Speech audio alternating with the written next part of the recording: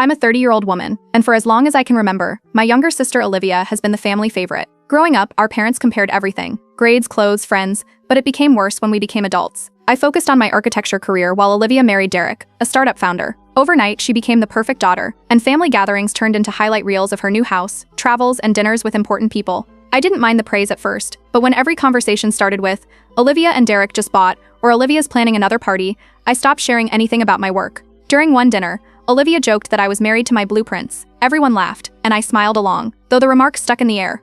When she invited me for the holidays at her new home, I accepted, thinking it would be a nice change. Her house was spotless, perfectly staged, and smelled like designer candles. She made sure I noticed every detail. Every comment from her felt like a gentle jab: how peaceful it was to have someone to come home to, how quiet my apartment must be, how I'd understand real joy once I had someone like Derek. That evening, Derek and I ended up talking while she was setting the table. He asked about one of my recent projects, mentioning how much he admired people who built things from scratch. His tone was polite, but the compliment didn't go unnoticed. When I came down the next morning, Olivia's attitude had shifted. She cut him off whenever he tried to speak and acted as if she was hosting a stranger, not her sister.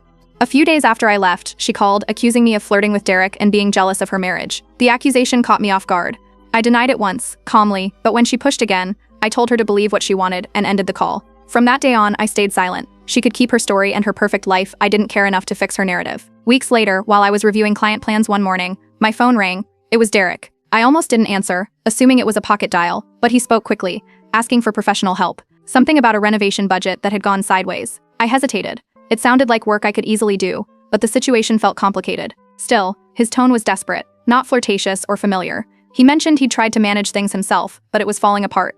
I agreed on one condition: we'd keep it strictly professional. No family talk, no personal conversation, just numbers, plans, and invoices. The moment I hung up, I realized that whether I liked it or not, Olivia's perfect world was starting to crack, and somehow I was about to be pulled right into the middle of it. The next morning after Derek's call, I drove to the property he mentioned. It was a large 2-story home still surrounded by construction fencing. The driveway was filled with delivery trucks and discarded tiles stacked near the front porch.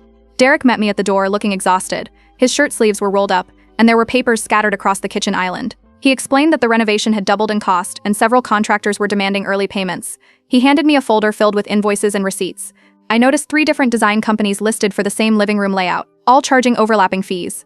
The building permits were incomplete, and the city inspection form was unsigned. While I walked through the house, half the kitchen stood unfinished. The backyard deck had been started twice, and several materials still hadn't arrived. Derek followed behind quietly, scribbling notes. When I asked about the missing signatures, he said Olivia had been handling the payments herself. She had insisted on marble countertops imported from Italy and custom fixtures that were still stuck in shipping. I took pictures of every issue, then sat at the dining table with my laptop to calculate a new plan. I drafted a report listing where money had been